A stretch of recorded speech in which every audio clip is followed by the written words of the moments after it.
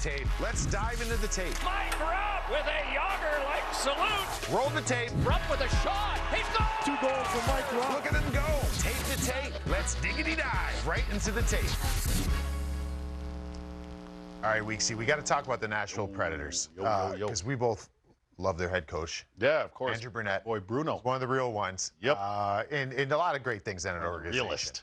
They also had a lot of expectations. I thought they were going to compete for that division in the Central Division, which they certainly could still do, but they've got to figure some things out here. Let's put up a board here real quick, because here's the thing I want to kind of talk to you about, Weeksy, is this is the comp from this year to last year. The left column is obviously last year. So these are inner slot shots, or the right parts of the ice generating. They were 4th, and 10th in goals from those areas. Well, this is this year. They're very bad from those areas. They're settling for outside shots. They're, I think, second in the league in shots from the outside. So they're getting a high volume, but they're not getting to those hard areas. And I want to ask you this, so we can come out on camp. Weeksy, it's like, I wonder the psyche of the team, because that 18-game run they went on last year, that was lunch pail, hard hat. Yeah. That was that type of hockey. Like, they weren't out-skilling teams. They were out-working teams. So I wonder, do you think maybe going and getting Steven Stamkos, Jonathan Marchessault, Brady Shea, I mean, you can go on and on. Has that changed maybe the process of how they're processing the game in their heads? They maybe think they're something that they're not, as opposed to doing what they were successful in last year? I think where it's kind of messed them up in doing 2 of their games last week is they're deferring so much.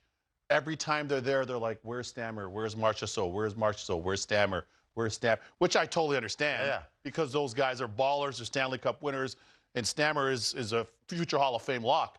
But a lot of guys are deferring, and sometimes they're in good shooting position, and then they're opting for pass A or pass B, and they're trying to thread needles through bodies, and you're passing up a great shot opportunity from a real good scoring chance. So that's been kind of something that's plagued them to this point in the season, and it's an adjustment that they're going to have to make here going forward. Everybody needs to be a little more selfish in a good way. Yeah, selfish, but then also help each other out by being a little more definitive, a little more conviction in the way they're playing. That's what these clips are. It's just conviction. It's just tweaking your brain a little bit to think. I mean, they're struggling to score goals right now, and we're going to look here at the tape. They're struggling to score goals, so you need everybody to start thinking differently. And you're going to watch. Here's some examples. And we're going to get a pause right here. So you got Jonathan Marchessault, who's right in the middle of the screen there. He's going to come in the zone.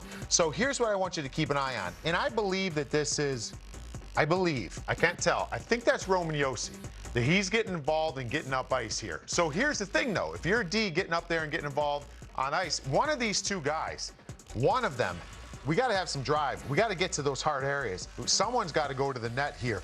But you're going to watch. He's going to open up and just settle for a shot from the outside. Roll it forward. He's going to open up to the one-timer spot here. No one's at the cage. That's about as routine as you get for Darcy Kemper. He's going to save that all day long. And then same thing here. We're going to get a pause there. Jonathan Marchessault, I like his battle right there. So Jonathan Marchessault's battling to get to the inside, right? Well, here's the thing.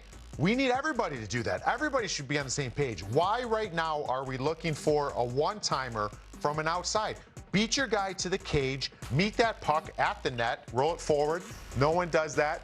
And we're going to get the shot on net. Yeah, sure, Jonathan Marchessault's there, but it'd be nice to have multiple layers. Of course. Just in case there's a rebound. So just these little things that they're not doing. Another one right here. Novak's going to peel off. So you're going to have Novak. He's going to be available here. You can see pretty clear that this pass is not available. So now adjust. Slash your way to the net. There's prime real estate. We're going to use that right there. Prime real estate right there. Get the sonar going, Weeksy. Boop, boop, boop. Like, you got to get to that ice. Don't settle from the outside. Roll it forward. This shot's going to come. And look at this. It's too easy. Not everybody. You got to battle and get your way to the net. They did that last year. They had success. They're not doing it any longer. You're going to get a pull-up here. Who's slashing through? Who's going to the net? Somebody needs to be getting in there. Someone needs to get down there in case there's a rebound, some sort of something. I think right now everyone's mindset is they're looking for seam passes. I'm going to open up. Maybe it's going to come to me. Maybe this is my shot. They're looking for this instead of going to the net and just simplifying things. And you're going to watch. There's another play here. Brady Shea gets the puck. He throws it through, but it's really a nothing play, and just swallowed up. And I'd like to just see more of that. And for a goaltender there, wouldn't it mess with you a little? I was always told that when you're trying to focus on a shot coming in, I'm skating and I'm slamming my brakes on here. Is that in your corner of your vision? Are you sitting there to it make you uneasy when I'm going to the net? Well, it makes you conscious of the fact that, hey, if the puck's over here, but I have somebody driving that far post, I have to be cognizant of the fact that you're driving the post. So, yeah, for sure, it can take some of your focus. But to the point, and I love the point, the biggest thing for me is on every line, on any league at every level, you have to have at least at a minimum in the offensive zone, one net front. Yeah. At least offensively, there needs to be one. And it doesn't have to necessarily be one designated person per se. Joe Pavelski, we know, did that his entire career. Anybody could be a net front player. Get in and around, cause a little commotion for that opposing goalie, makes all the difference. It does, and you just remind me of it too. It'd be equivalent for me is if you're watching an NBA game and everyone just lining up around the arc. Shooting threes. Someone, threes. That's not. There's no threes in the National. Hey, listen here. Hey, someone, you know what you do? Let's roll up your sleeves and let's go to the paint here. I think they need to do a better job. They did it last year. Went on an 18-game heater. They got to get back to that. It's not going to be pretty.